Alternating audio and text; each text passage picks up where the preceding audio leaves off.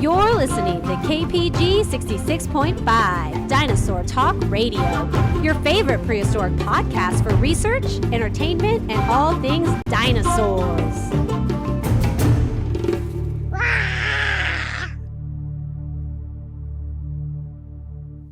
Welcome all my junior dinosaur rangers, all my dinosaur fans, all my prehistoric enthusiasts. This is KPG 66.5 Dinosaur Talk Radio, your ultimate prehistoric podcast, and I'm your host, Dinosaur Ranger Anthony. Today is Friday, November 14th. We are on to episode number 2. So cheers to episode number 2 as I've got my pumpkin spice latte.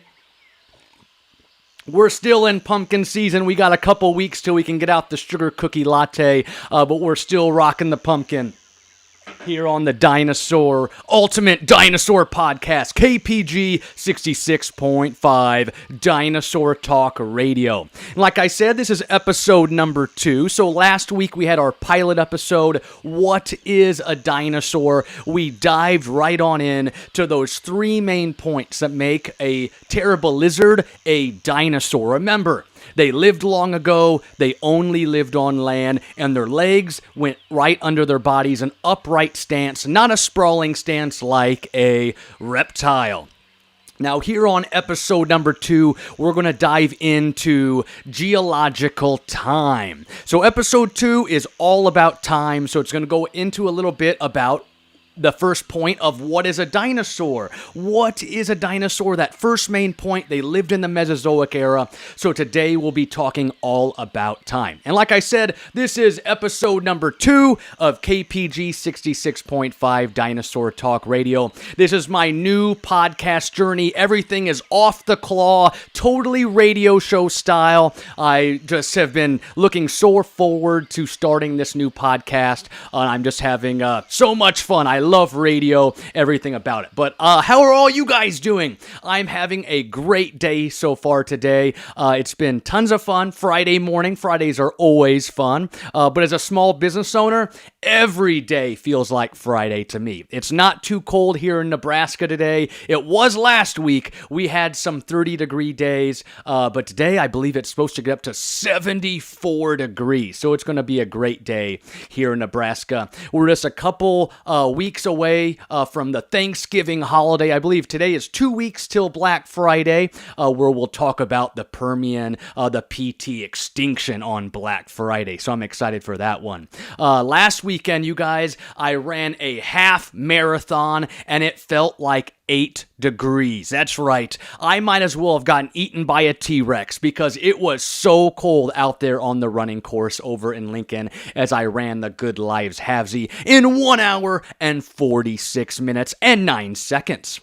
But let's go ahead, you guys. Remember, my name is Dinosaur Ranger Anthony, your host of KPG 66.5 Dinosaur Talk Radio. Today we're talking about geological time again, okay? So we're going to talk about what really makes things prehistoric. And remember, go check out my website, stompchomproar.com. You'll learn more about me, see what I do here in my community, and how I teach kids all about dinosaurs.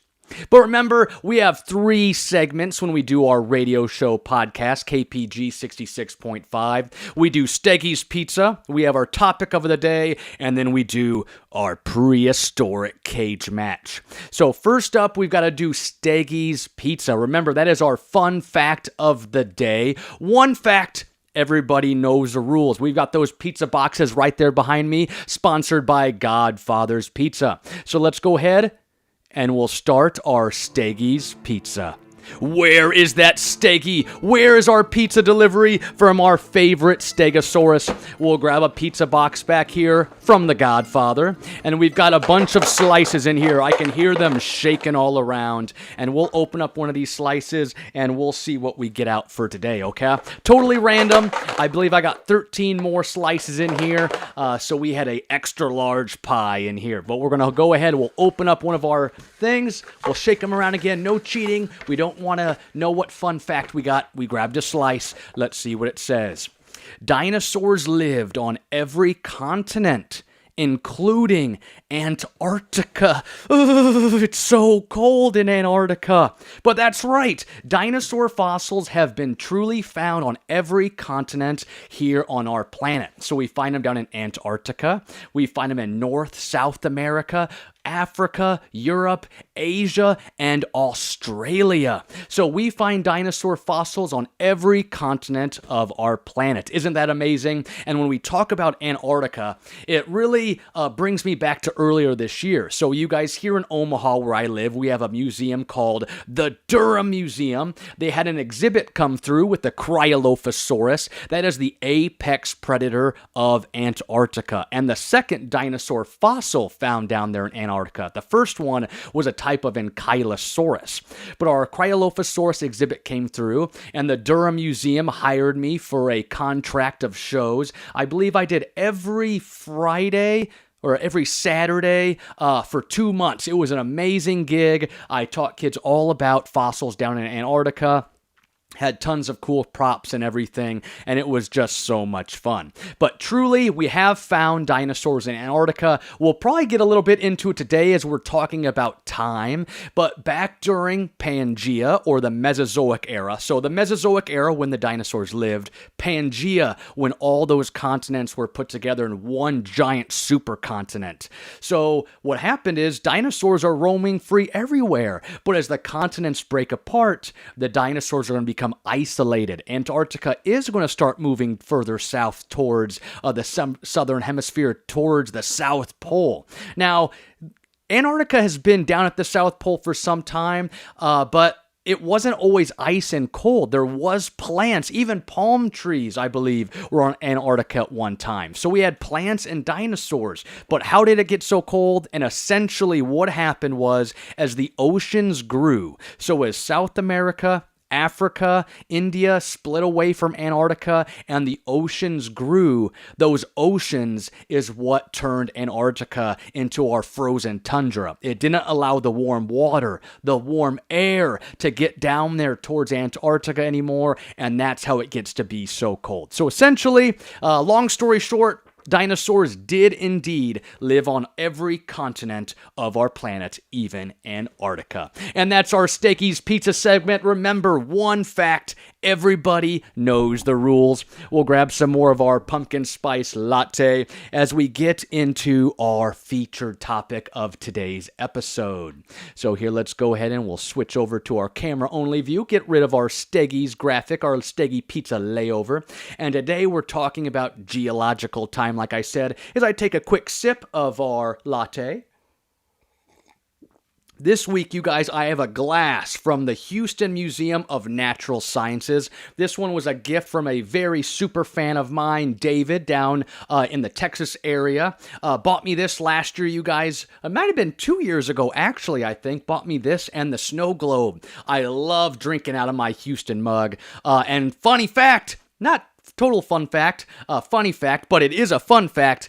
Later in December, you guys, I'm actually going to be going to this museum. So I've been drinking out of their mug for almost 2 years now, and I'll finally get to go down to their museum here in December. It's going to be tons of fun. Me and my family are heading down there, but we'll talk more about that on a future episode. But let's get into it. Geological time. What is geological time? I've got my Apple Watch right here. Let's see what time it is. It's 11:09 and 37 seconds. Is that geological time? Is me looking at my watch simply geological time? The answer is no. Let's talk about time all throughout the Earth's history, okay? So all the way back to the dinosaurs, even before the dinosaurs. But let me go ahead and I'll throw my coffee over here. So let's go ahead and talk about it. Geological time. Scientists believe the Earth, listen to this, 4.6 billion years old. That's billion with a B, not an M, not million, it's billion. 4.6 billion years old. That's how old scientists believe our planet is, from long, long ago. Now, would you guys, here's a good question for my listeners. Would you take a time machine back to the age of the dinosaurs? Or would you want the dinosaurs to come back to our present day living? Would you want to go back to the dinosaurs, or would you want to stay here and bring the dinosaurs to us? Or would you maybe want to go forward into the future and see what the future looks like?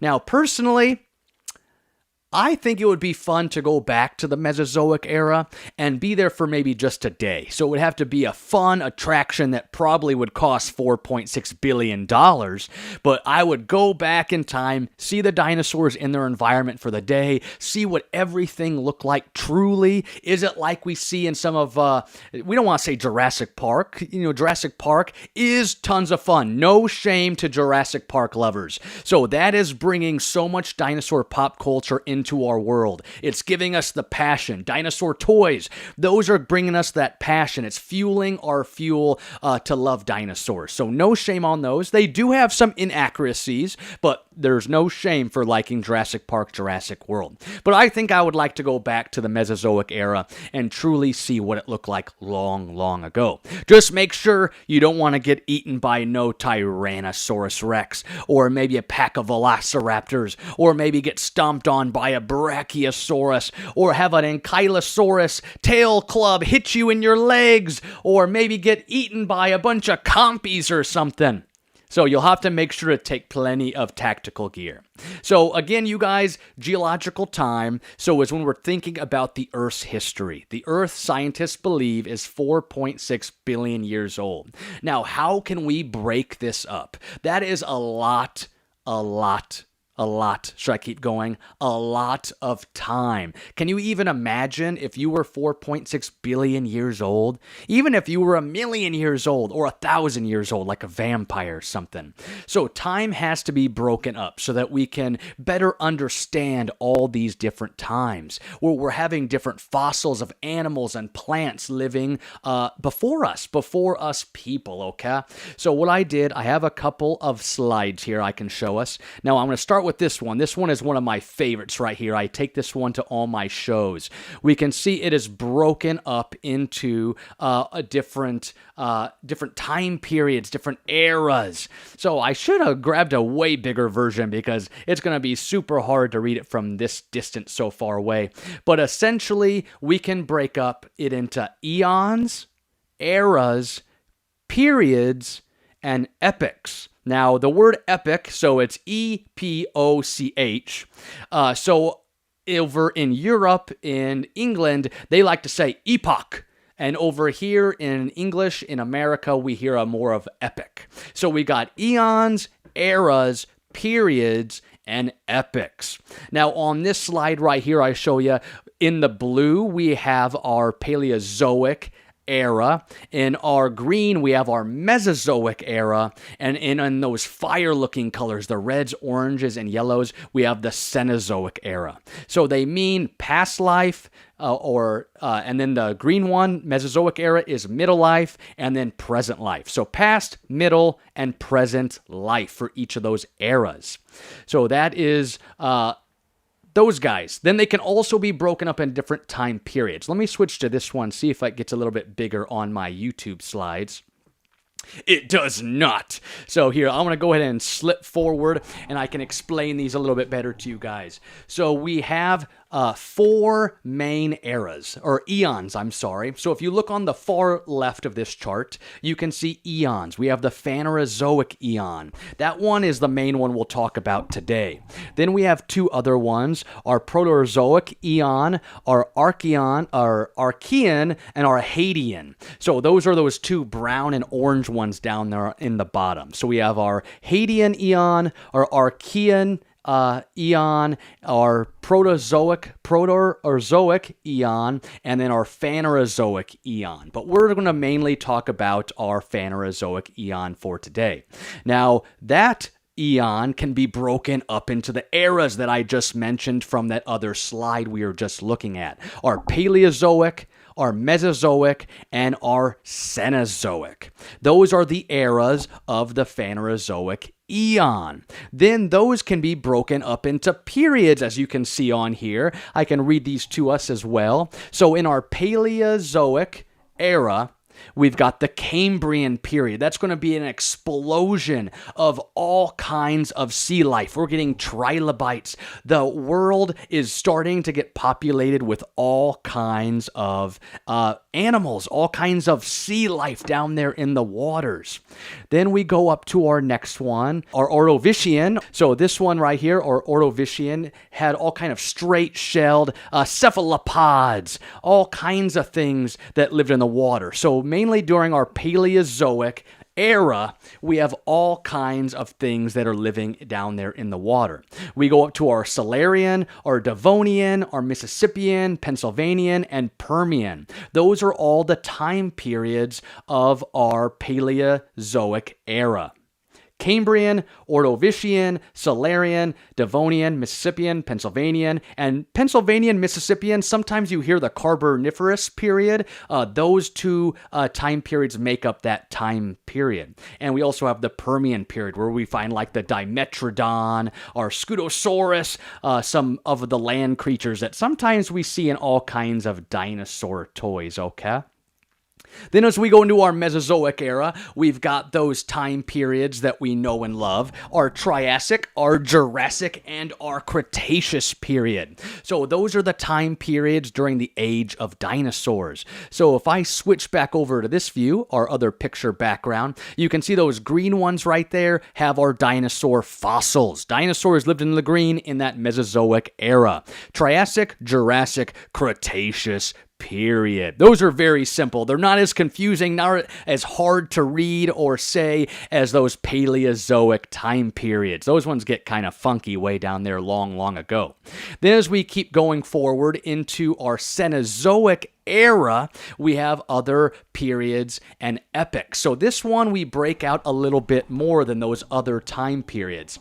So you can see here on my screen, we have our Paleogene, our Neogene, and our Quaternary. So those time periods get broken up into our epochs. So we've got like the Paleocene, the Eocene, our Oligocene, our Miocene, our Pliocene, our Pleistocene, and our Holocene. So those epochs right there make up what is in those time periods of our Cenozoic era. So very, lots of big words, you guys, sometimes a little bit confusing of how to even be able to say some of them. But it's very well organized, I'll say. So I do most of my research in the Mesozoic era with our Cretaceous, our Jurassic, Triassic periods in the Mesozoic era. But we also sometimes got to talk about those other eons, eras, periods, and epochs. So those are all broken out into our 4.6 million years that scientists believe the Earth has been here. So very cool, you guys. That is our geological time scale right there. That lasts 4.6 billion years with a B. That's a lot of time. I also have some here. I can read these off, you guys. When I was doing a little bit of my research, I wanted to try and grab some things that lived during those time periods. So if I bring this slide back up, so this one, why I have two slides for my YouTube viewers. So this one had our Cenozoic up there in those fire-looking colors. It broke out all those epochs, and it doesn't list the time periods. That's why I have the second one right here, where it kind of breaks it down a little bit further. We see it a little bit more deeply up there in that Cenozoic period. But when we look at this one, you guys, I went ahead and I grabbed us some famous animals from each of these time periods. So in our Pleistocene, Holocene, Pliocene, we have like our mammoths and other ice age animals. In our Miocene and Pliocene, we have like the megalodon. Here, let me move this up a little bit closer again, you guys. My laptop, I'm working off of my MacBook, and my pictures are not very big from where I'm sitting here in the Dino Bus doing our podcast. So it makes it a little bit challenging to be able to read some of these. But when I pull up in our slide background, I can get a little bit closer, okay? So as I go through these again, we'll start up there. Let's just start way down here at the very bottom. We'll go to our Cambrian. I mentioned an explosion of sea life and trilobites. We go to our Ordovician, we get straight-shelled cephalopods. Our Silurian, we get the first land animals appeared. In the Devonian, we get the age of fish. We get the Dunkleosteus, ammonites. We go into the Mississippian and the Pennsylvanian, remember, sometimes called the Carboniferous time. We get popular marine brachiopods and gastropods. We get crinoids, those sea lilies. We go into the Permian period, get the Dimetrodon, the Scutosaurus. We get into the Mesozoic era, the age of the dinosaurs. In the Triassic, we could have the Herrerasaurus or the Mosasaurus. Jurassic period, Stegosaurus, Brachiosaurus. In our Cretaceous period, most of the main popular ones like T-Rex, Ankylosaurus, Parasaurolophus, Triceratops, Velociraptor, Spinosaurus. It goes on and on. We go up into our Paleocene. We get the Titanoboa.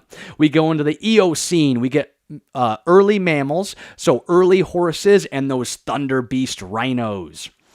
When we go into the Oligocene, we get that Paraceratherium, that giant hornless rhino. When we go into the Miocene and Pliocene, we get the Megalodon. And then when we go into also our Pleistocene and Holocene, we get mammoths, saber-toothed tigers. We get all kinds of other Ice Age creatures, okay? So those are some famous animals, you guys, that we see during those time periods that fall into those epochs, periods, eras, and eons. All right, that sums up our geological time today. A little bit confusing. Some of the words even throw me off sometimes because I don't say some of those time periods or those epochs all the time. I talk about dinosaurs mainly. So every once in a while when I go in and see like the Oligocene, it's like, wait, well, how do you even say that again? But truly, you guys, that is everything. Not everything, but a quick recap or some cliff notes about our geological time scale, okay?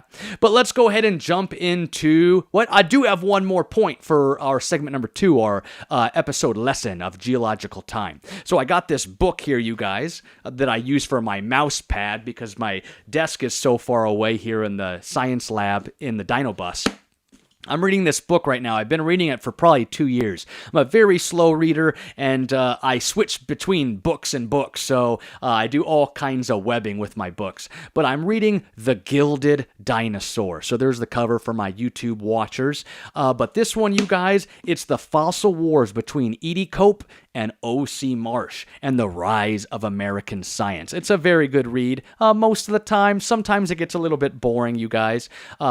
But this one is all about the bone wars between Cope and Marsh. And I'll just say this real quick about the book. I went into it liking O.C. Marsh, and I'm 3/4 the way through, and I have switched sides, and I am more Edward Dinker Cope. I am on Team Cope right now as we go through those fossil bone wars. But what I wanted to bring up about geological time and this book right here is, let me just say this book is 4.6 billion years old. So every page in this book represents a day, a minute, a year, a decade, a century of the Earth's time. So this book right here is the book of our planet. It is the book of Earth. Now, what I want us to do, I want to find out about me and you. Let's look up and talk about people like me and you and our love for science and our love for dinosaurs. So I want you to think, where in this book right here would we learn about me and you today? Where would we have to go? Would we have to go maybe halfway through the book? That might be a good guess, right? So maybe we'll go to page 187. Would that be a good guess? Let me see how many pages there are to start with. We got 424 pages. So we're about halfway. So we're right there, maybe page 200. Would that be a good guess? If we go ahead, if I pull open that time scale again, you guys, we go into our picture background. We can look right there. There's everything we know about time, how we believe the Earth is 4.6 billion years old. People up here, early people are up here in the yellow colors up there at the top. You can see those people up there. When would we learn about our human history? Oh, we're in the index. So maybe let's go to the last page of the story. Dun dun dun bum bum bum. There's here's our resources. Come on. Let's see. Oh, here we are. So let's skip back. All right. Should I read the last? Do I really want to read the last page? Oh, that's the afterword. All right. Here we go. Let's just go ahead. Reconnection is successful. I should be back up and live. Looks like we had a quick little hiccup in our feed there. Pull open my YouTube. Our stream appears to be still going. We're still listening. We're still on KPG 66.5. We might have had a quick hiccup there on our OBS studio. But let's continue. We are talking about this book right here. So what I wanted to do, you guys, is this book has every day in the Earth's history. When we go to the last page, that is where we're going to find human history. Now, what would you think? Maybe the top of the last page? The middle? Maybe it's the last paragraph. The great dinosaurs walked Earth just as Cope and Marsh had pictured them. It was an outcome to one more scientific battle that both Cope and Marsh probably would have delighted in, even if they disagreed about everything else. So it's not that last paragraph. It's not that last sentence. It's that last word, else. That last word right there would be everything about human history. The rest of the book, that would be everything. The other 4.6 billion years with a B. That's it. That is the Earth's history. Human history is on that very last page, that last word at the very bottom. But you guys, though, it's a little bit more today about geological time here on KPG 66.5. We're running close to our around 30-minute time limit, our time frame. I like to have these episodes. So let's go ahead and get into our last segment of our episode, and that is our prehistoric cage match. Who would win battle? Let's find our random genius generator. So let me go ahead and we'll pull open our generator here, our wheel of names.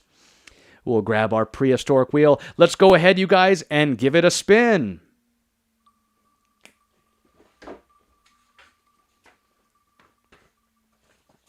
Who do we got up first?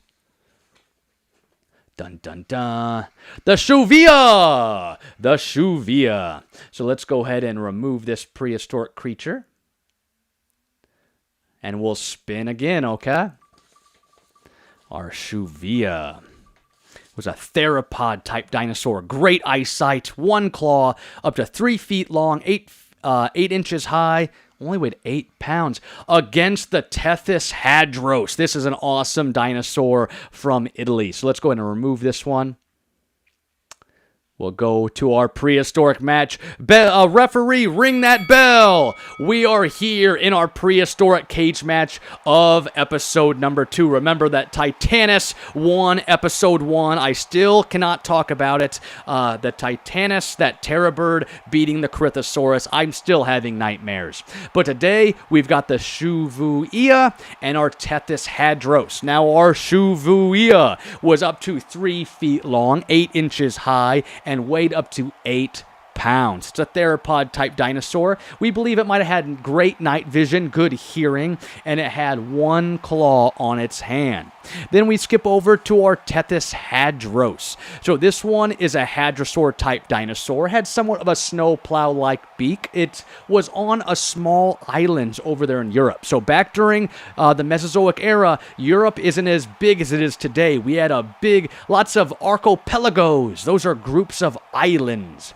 So our Tethys hadros up to 15 feet long. It is 10 feet high and 1,300 pounds. So this is way smaller than a traditional Parasaurolophus, Edmontosaurus, those other duck-billed dinosaurs who could be up to 40 feet in length. The Tethys hadros is secluded on an island in Europe. It is getting what we call it's a type of dwarfism where the scientists, since those animals are on their own island, they're not getting as many resources as the ones on the mainland. So they're essentially evolving over time to be smaller. So we have our Tethys hadros, you guys, only up to 15 feet long, but 1,300 pounds against that Shuvuia, a theropod that's only the size of a chicken almost. So I think this one is pretty simple, going to be pretty easy.